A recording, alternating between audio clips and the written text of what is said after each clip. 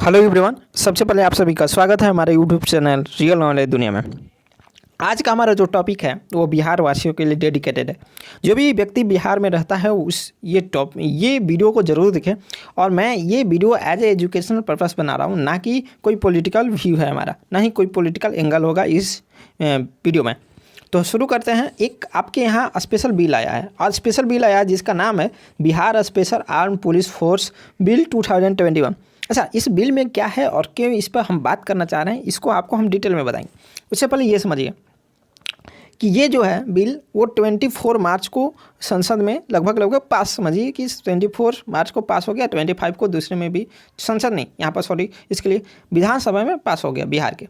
अब state assembly में ये चीज़ पास हो गया, लेकिन इसमें है क्या भाई, ऐसा कि क्या स्पेशल पुलिस फोर्स पहले नहीं थी बिहार में? तो जी, पहले स्पेशल पुलिस फोर्स नहीं थी, बट थी, लेकिन उसका नाम जो था दूसरा था, और उसको नाम को चेंज कर दिया गया। इसके साथ ही उसके पावर्स को भी थोड़ा सा इंक्रीज कर दिया गया। पावर को थोड़ा सा इंक्रीज किया या ज़्यादा, ये थोड़ा सा हम लोग वीडियो को बाद में देखेंगे। चलिए, इससे पहले यहाँ पर मैंने एक स्पेशल चीज़ लगाया हुआ। यहाँ पर एक पिक्चर आपको दिख रही। अब इस पिक्चर में क्या है, आप इसको देखें। यहाँ पर लोग क्या कर रहे हैं कि अपना जो भी स्ट्राइक होता है वो कर रहे हैं, और यहाँ पर पुलिस फोर्स उसको दबा रही है, उस स्ट्राइक को दबा रही है या स्ट्राइक को ख़त्म करने में लगी हुई है। इससे पहले हम लोग एक और पिक्चर को यहाँ पर देखें। ये पिक्चर में देखेंगे यहाँ पर कि ये कोई आम आदमी नहीं है, ये कोई विधायक है, और इसको पुलिस घसीट कर ले जा रही है, और ये विधानसभा का सीन है। अब शुरू करते हैं। तो शुरू करने से पहले आप सभी से निवेदन है कि आप हमारे चैनल रियल नॉलेज दुनिया को सब्सक्राइब कर लीजिए, और हो सके तो अपना जो भी टॉपिक हो या भी जो भी इंक्वायरी हो वो हमारे इस अल्बर्ट निरंजन इंस्टाग्राम पर आप फॉलो करके हमें डीएम कर सकते हैं। कोई भी टॉपिक पर आपको जानना हो और चाहते हैं कि किसी चीज़ को किस तरह इम्प्रूव किया जा सके। शुरू करते हैं। अच्छा, इस बिल में है क्या, पहले वो समझते हैं। देखिए, अब मैं अपना कुछ तर्क दे नहीं सकता हूँ, हो सकता है मैं देशद्रोही बन जाऊँ, इसलिए मैं वही चीज़ बोलूँगा जो चीज़ आपको ऑथेंटिक है, मतलब कि गवर्नमेंट के द्वारा जो चीज़ बताया गया। अब नीतीश सरकार के एक मंत्री हैं विजय प्रसाद यादव, इनके मुताबिक यह जो विधेयक है बिहार सैन्य बल के नाम बदलने और उन्हें और मजबूत करने वाला है। उन्होंने कहा कि बिहार अभी आंतरिक सुरक्षा के मामले में केंद्रीय सुरक्षा बलों पर निर्भर है, मतलब सेंट्रल पुलिस फोर्स पर निर्भर है, मतलब सीआरपीएफ हम लोग इसको बोलते हैं सिंपल से भाषा में ऐसे समझ। इस कानून के बाद जो भी सशस्त्र बल हैं के संगठित विकास के बाद आत्मनिर्भर बनेगा। सरकार के मुताबिक औद्योगिक इकाई, ठीक है, यानी कि जो भी इंडस्ट्रियल इकाई हैं, ठीक है, या फिर महत्वपूर्ण प्रतिष्ठान, ठीक है, जैसे हवाई अड्डे, मेट्रो रेल की सुरक्षा, मतलब सेफ्टी के लिए ये पुलिस बल बनाई गई है। अब क्या पहले पुलिस फोर्स नहीं थी, उस तरह की थी, बट अब उसका थोड़ा सा नाम चेंज कर और पावर दे देना। अब पावर क्या क्या देना, इसको भी समझना लाजमी है। चलिए आते हैं।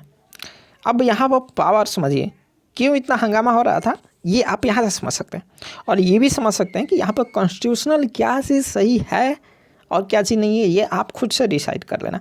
बट मैं जो खासियत है एज ए एजुकेशनल पर्पस, और ये आपको बिहार के वासी होने के चलते आपको जानना ही होगा, क्योंकि ये कानून आपके यहाँ लग रहा है, तो आपको हो सकता है इससे सावधान रहना है, या फिर अगर ये आपके लिए अच्छा है तो फिर आप खुशी मनाइए। चलिए समझते हैं।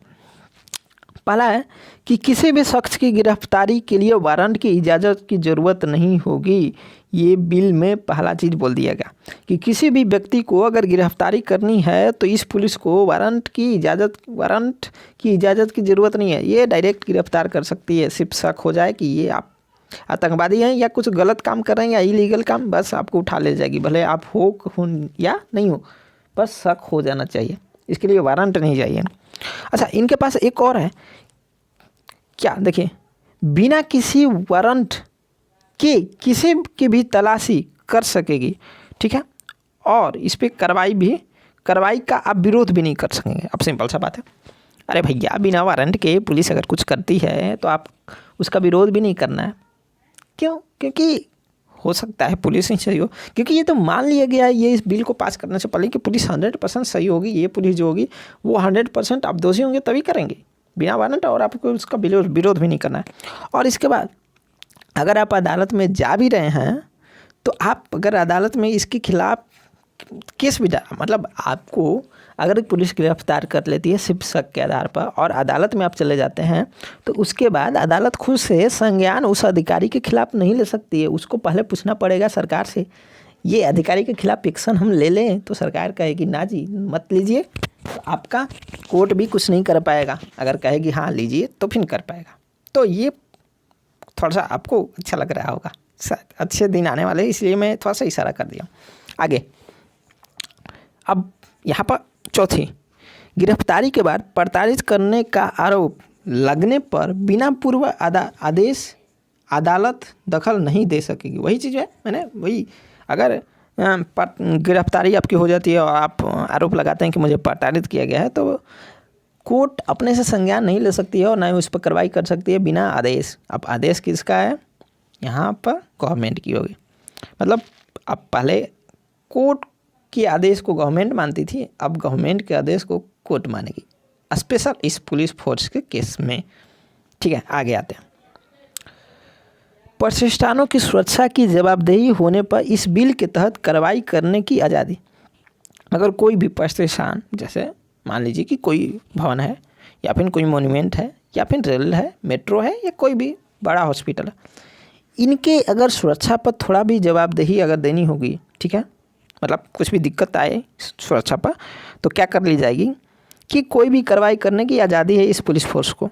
ऑलरेडी थी, सेफ्टी के लिए तो कुछ भी हो सकता है, लेकिन अब ये कह देना कि उसके खिलाफ 45 का आरोप भी नहीं लगे और ना कोर्ट में जा सकता है, कोर्ट में भी जाएगा तो पहले सरकार से अनुमति, ये थोड़ा सा आपको हजम हो रहा होगा, शायद अच्छे दिन की ये कहानी है। चलिए आगे थे। ऐसे किसी भी शख्स की गिरफ्तारी की जा सकती है जो सशस्त्र पुलिस बल के काम में दखल डालता हो। अरे भाई, जो इस पुलिस के काम में दखल डालेगा उसकी गिरफ्तारी की जा सकती है, चाहे वो सुप्रीम कोर्ट के जज ही क्यों ना हो। चलिए आगे। अगर कोई डराने या धमकाने का काम करता है तो बिना वारंट पुलिस सशस्त्र पुलिस को गिरफ्तारी का आदेश। मतलब अगर आप डराने या धमकाने का काम करते हैं तो बिना वारंट के आपको गिरफ्तारी, ऐसे भी तो बिना वारंट की ये कर सकती है। तो ये कुल मिलाकर आपको जो इसमें मेन पॉइंट थी मैंने उसको डिस्कस कर दिया। अब ये आपके हाथ में है कि आप देखिए कि एजुकेशनल पर्पस देखेंगे तो इसमें आपको दिखेगा कि जैसे मेरा मानना है कि 20% इससे कुछ सुधार हो सकता है। मतलब कि जैसे आतंकी खतरा हो सकती है तो इसमें बिना वारंट, जैसे वारंट अगर लेने जाएंगे तो गिरफ्तारी में दिक्कत हो जाए, वो तो ऑलरेडी चलती थी कि उतना खतरा में हम लोग डायरेक्टली गिरफ्तार कर लिए थे।